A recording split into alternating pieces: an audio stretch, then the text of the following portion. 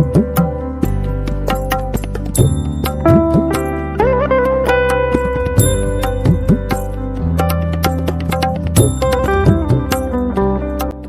అందరికి, నేను మీ శ్రావణి. అందరూ కుశలమా? Welcome to ARS home.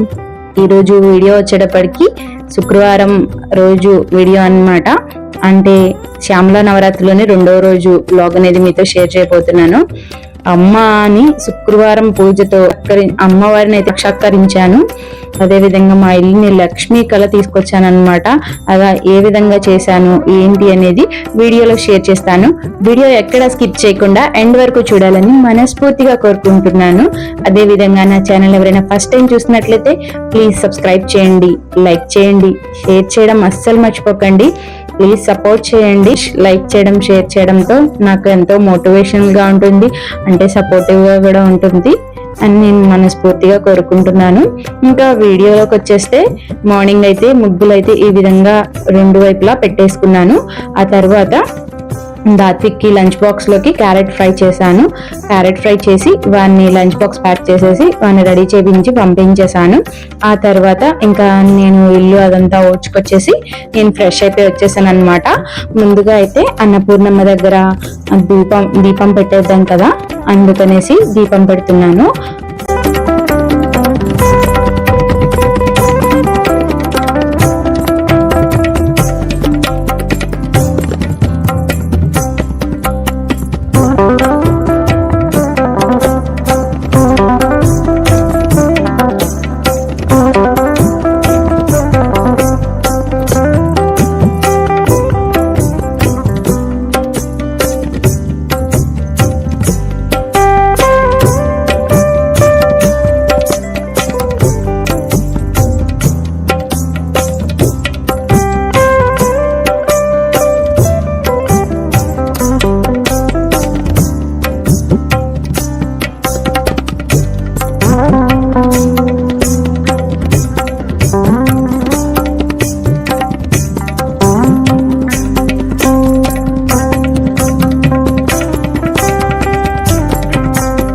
అన్నపూర్ణమ్మ దగ్గర దీపధూపం సమర్పించేసిన తర్వాత నైవేద్యం కోసం నేను చక్కెర పొంగలి చేస్తున్నానండి రోజు. దానికోసం అయితే ఒక 2 స్పూన్స్ వరకు నెయ్యి తీసుకుని ఒక 1/2 కప్పు పెసరపప్పు తీసుకున్నాను. దాన్ని ఫ్రై చేసుకోవాలి. ఫస్ట్ గోల్డెన్ కలర్ లో వచ్చే వరకు లో ఫ్లేమ్ లో ఫ్రై చేసుకుంటే మంచి కలర్ లోకి అయితే టర్న్ అవుతుంది. కొంచెం టైం పడుతుంది, అయినా సరే హై ఫ్లేమ్ లో కాకుండా లో ఫ్లేమ్ లో పెడితే స్మెల్ వస్తుంది, మంచిగా ఫ్రై అవుతుంది అనమాట. ఆ తర్వాత 1/2 కప్పు వరకు రైస్ తీసుకుని కడిగేసి వేసుకున్నాను. ఆ తర్వాత ఫ్రై చేసుకున్న పెసరపప్పును కూడా కడిగేసి వాటర్ అయితే యాడ్ చేసుకున్నాను. మళ్ళీ 1 కప్పు అయింది కదా, మొత్తం 1/2 కప్పు రైస్ అలాగే 1/2 కప్పు పెసరపప్పు తీసుకున్నాను. రెండింటికి కలిపి అంటే 1 కప్పుకి 2 కప్పుల వరకు నీళ్ళు అయితే వేసుకుని హై ఫ్లేమ్ లో 3 విజిల్స్ వచ్చేంత వరకు పెట్టుకోవాలి. ఇంకా అదొకటి హై ఫ్లేమ్ లోనే పెట్టాలి, లో ఫ్లేమ్ లో పెడితే మళ్ళీ శుద్ధ అయిపోతుందండి. హై ఫ్లేమ్ లో పెడితేనే మంచిగా పర్ఫెక్ట్ గా కుక్ అవుతుంది. ఇంకా ఒకవైపు అయితే నేను బెల్లాన్ని కూడా కరిగించుకుంటున్నాను. 1 కప్పు రైస్ తీసుకున్నాను కదా, అంటే దానికోసం 1/2 కప్పు వరకు బెల్లాన్ని, 1/2 కప్పు వరకు పంచదారని తీసుకుంటాను. ఇంకా బెల్లాన్ని కూడా కరిగించుకుంటున్నాను. ఒకవైపు అయితే నేతిలో ఎండు కొబ్బరి చాలా టేస్ట్ అయితే వస్తుంది కదండి చక్కెర పొంగల్లో. ఆ విధంగా జీడిపప్పుల్ని నేను ఎండు కొబ్బరిని వేయించుకుంటున్నాను. కిస్మిస్ అస్సలు తినరండి వేస్తే, అందుకనే వేయలేదు. ఇంకా కుక్కర్ విజిల్ కూడా అంటే అయిపోయింది. ఇంకా తీసి చూస్తే పర్ఫెక్ట్ గా కుక్ అయిపోయింది అనమాట. మరీ చుద్దగా కాదు, పొడి పొడిలాడుతూ చాలా బాగుంది. ఇంకా మనం కరగబెట్టుకున్న బెల్లాన్ని దేంట్లో వేసేసుకుంటున్నాను. దాన్ని కనుక మనం లో ఫ్లేమ్ లో పెట్టి స్లోగా కుక్ చేస్తే మొత్తం చక్కగా పీల్చుకుంటుంది. రైస్ లోకి తీపిదనం అనేది వెళ్ళి చాలా బాగుంటుంది. ఇంకా అలా ఒక 10 మినిట్స్ అలా లో ఫ్లేమ్ లో పెట్టుకుని తిప్పుతూ ఉంటే మంచిగా కుక్ అయిపోతుంది. ఇంకా వేయించి పక్కన పెట్టుకునే జీడిపప్పులను కూడా వేసేస్తున్నాను. ఇంకా ఒకవైపు అయితే రైస్ పెట్టేస్తున్నాను. ఇంకా శుక్రవారం పూజ అంటేనే చాలా లేట్ అయిపోతుందండి, అందుకనేసి రైస్ కూడా పెట్టేశాను. మళ్ళీ హద్విక్ ని పడుకోబెట్టేస్తాను. నా పూజ అయ్యేటప్పటికి వాడు లెగుస్తాడు, మళ్ళీ వాడికి అన్నం పెట్టాలి కదా, అందుకనేసి. ఇంకా చక్కెర పొంగల్ కూడా రెడీ అయిపోయింది. ఫైనల్లో నెయ్యి అన్నం పచ్చకర్పూరం వేయడం చూపించలేదండి. అవి 2 వేస్తేనే మంచి టేస్ట్ అనేది వస్తుంది చక్కెర పొంగలికి. ఇంకా నేను మార్నింగ్ అయితే క్యారెట్ ఫ్రై చేశాను కదా, ఇంకా ఇప్పటికైతే పప్పుచారు చేద్దాం అనుకుంటున్నాను. దానికోసం అయితే పప్పు ఉడకబెట్టేస్తున్నాను, కందిపప్పు. ఒకవైపు రైస్ పెట్టేశాను, ఇంకోవైపు కందిపప్పు పెట్టేశాను అనుకోండి, కుక్కర్ కూడా పెట్టేస్తే విజిల్ వచ్చేస్తుంది. నేను ఈ లోపల పైన పని చేసుకునే లోపల ఈ రెండు అయిపోతాయి. ఆ తర్వాత తాలింపు అవంతా తర్వాత పూజ అయిన తర్వాతే వేస్తాను. ఇంకా ఇల్లంతా ప్రోక్షాళన చేయడానికి నేను గోమూత్రం అలాగే పసుపు వేసుకుని అలాగే కొంచెం పచ్చకర్పూరం కూడా వేసి ఇల్లంతా ప్రోక్షాళన చేసుకుంటాను. ఇంకా హజీకి టిఫిన్ అదంతా పెట్టేశానండి. వాడు ఇంకా మామూలుగా ఆడుకుంటూ ఉంటున్నాడు, నా వెనుకమాలు తిరుగుతూ. ఇంకా వాడు పాలు తాగి పెట్టేసి పడుకోబెట్టేస్తాను. ఆ తర్వాత నేను రిలాక్స్ గా అయితే పూజ చేసుకుంటాను. ఇలాగే నా షెడ్యూల్ అయితే నేను అరేంజ్ చేసేసుకున్నాను రోజు కూడా. అంటే మళ్ళీ వాడు మేలుకుగా ఉంటే నేను ప్రశాంతంగా పూజ చేసుకోలేను. ఈ టైంకి అనుకోండి సరిపోతుంది. మార్నింగ్ ఎర్లీగా చేయొచ్చు, ఎర్లీగా లేచినా సరే నాతో పాటు లెగిసిపోతాడు. నేను ఇంకా ఎందుకు అనేసి నేను ఈ టైం అయితే సెట్ చేసేసుకున్నాను. అంటే లేట్ అయినా పర్వాలేదు, మనశ్శాంతిగా చేసుకోవాలనేది ఒకటైతే పెట్టుకున్నాను అనమాట. ఇంకా అమ్మవారి దగ్గర పూలు ఉన్నాయి కదా నిన్న పెట్టింది, అవన్నీ తీసేసి నేనైతే వేసి, అంటే ఫ్రెష్ గానే ఉంటాయండి, వాటిని ఎందుకు పాడేయడం అనేసి నేను ఉర్లీలో అయితే వేసుకుంటున్నాను. డే బై డే నేను ఉర్లీలో పూలను కూడా చేంజ్ చేస్తున్నాను. వీటిని ఇలాగే తీసేసిన పూలు కూడా ఫ్రిడ్జ్ లో పెట్టేసుకుంటే చాలా ఫ్రెష్ గా ఉంటున్నాయి. అలాగే సానకి పసుపు రాసి ముగ్గు పెట్టేసుకుని కలశం కూడా పెట్టేసుకున్నాను బయట. ఇలా చూస్తూ ఉంటే గడప దగ్గరికి వచ్చేటప్పుడే ఎంత కలగానో కనిపిస్తుందండి నాకైతే. ఇంకా తర్వాత బంతిపూలు నిన్న మాల కట్టానండి, అంటే గురువారం మాల కట్టాను. వాటిలన్నిటిని ఇంకా గడపకి, అలాగే బాబావారి విగ్రహ ఫోటో ఉంది అక్కడ కృష్ణయ్యకి వేసేసుకుని గడపకి కూడా ఇలా వేసేసుకుంటున్నాను.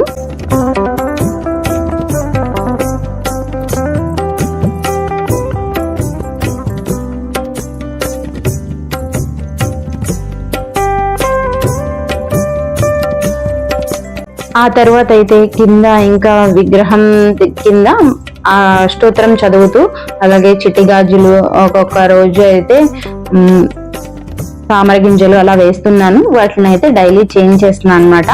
ఇంకా మాల అయితే వేరేగా ఏం లేదండి, బంతిపూల మాలనే వేసేసుకున్నాను.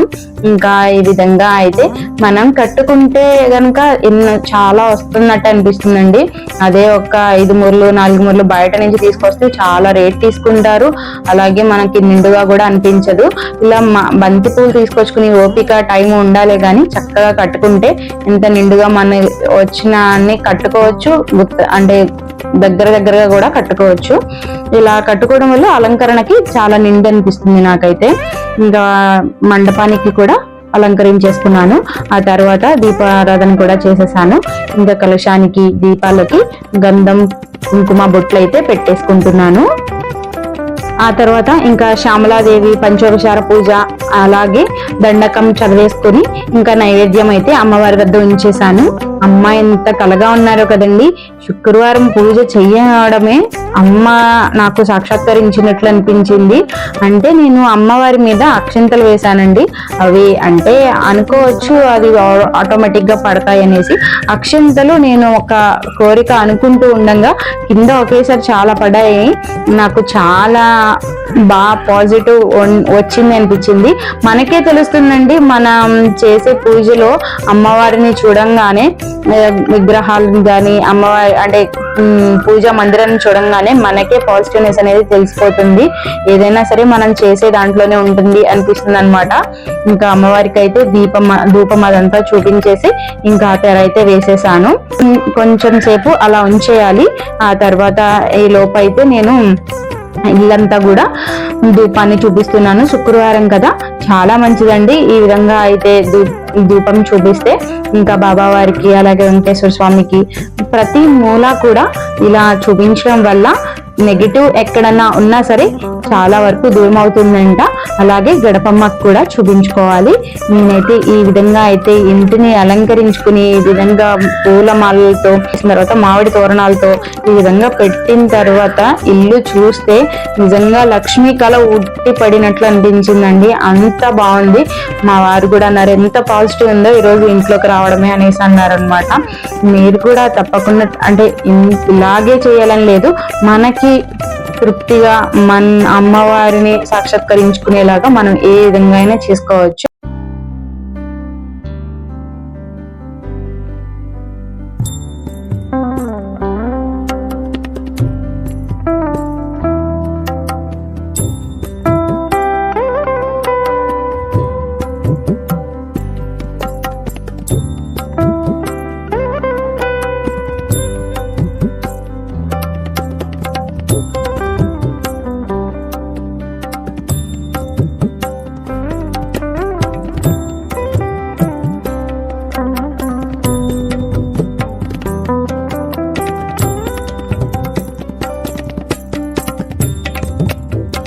మీకు కూడా అనిపించిందా మా ఇల్లుని ఇలా విధంగా చూసిన తర్వాత అనేది కామెంట్ సెక్షన్ లో కామెంట్ చేయండి.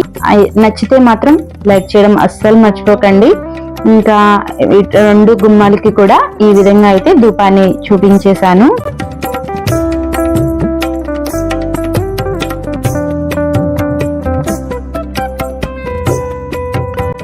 ఇంకా పప్పుచారు చేసేసానండి లంచ్ లోకి. ఇంకా అప్పడాలు వేయించేసి, అంటే మార్నింగ్ నుంచి నేను ఏం తినట్లేదు, ఒక పూట భోజనం చేస్తున్నాను, భూషయనం చేస్తున్నాను. సో అందుకనేసి ఇప్పుడు ఒకేసారి పూజ అయిపోయేటప్పటికే ఈ టైం అవుతుందిలేండి. ఇంకా అయితే తినేస్తున్నాను.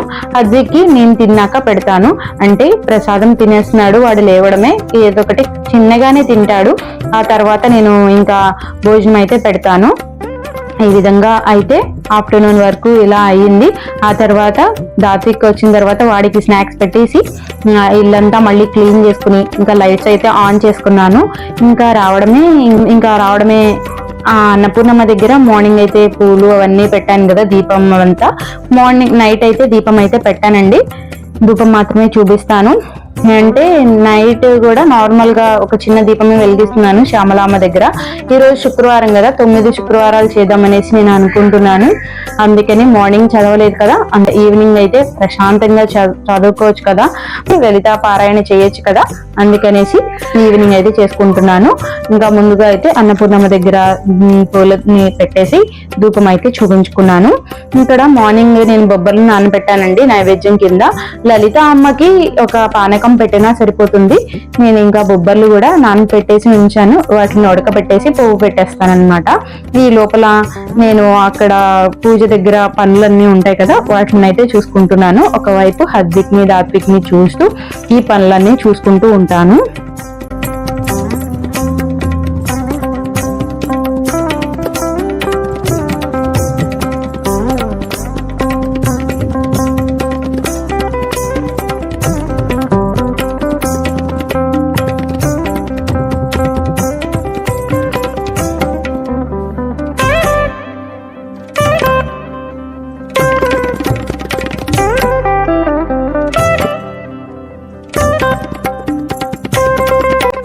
ఇంకా అక్కడ పనంతా చేసుకుని ఇక్కడ పూజ గదిలోకి వచ్చేస్తే క్లీనింగ్ చాలా ఉంటుందండి. ఈవినింగ్ ఎక్కువగా ఏంటంటే మార్నింగ్ వెంటనే అయితే క్లీన్ చేయనండి ఏమి, అంటే పూజ అయ్యేటప్పటికే చాలా టైం అయిపోతుంది. వెంటనే మళ్ళీ వంట చేయాలి, అద్విక్ని చూడాలి, లేచిపోతాడు.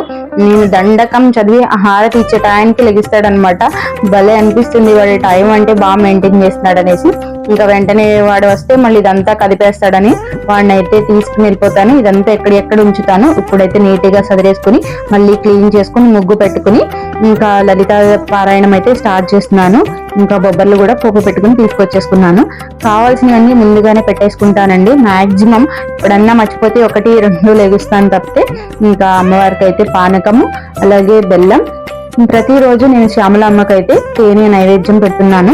ఎందుకంటే అది పెట్టి పిల్లలకి నాకిస్తే చాలా మంచిదంట, మంచి బుద్ధి అనేది ప్రసాదిస్తారంట. అందుకనేసి హబ్బీకి ఇంకా ఈవినింగ్ కదా కొంచెం టైం ఎక్కువ పడుతుంది. డైలీ అయితే తక్కువగానే చేసేస్తున్నాను వెంటనే.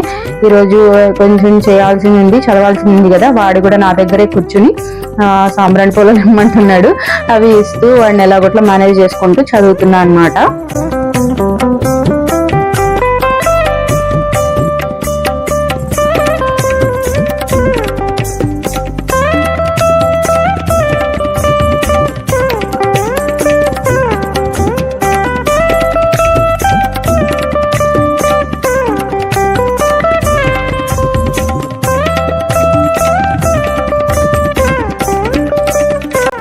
ఈ విధంగా అయితే శుక్రవారం పూజని ఈ విధంగా చేసుకున్నాను. నచ్చింది అనుకుంటున్నాను. నచ్చితే మాత్రం ప్లీజ్ లైక్ చేయండి, సబ్స్క్రైబ్ చేయండి, షేర్ చేయండి. ఇంకో మంచి వీడియోతో మళ్ళీ మీ ముందు ఉంటాను. నెక్స్ట్ వీడియో అనేది షేర్ చేస్తాను.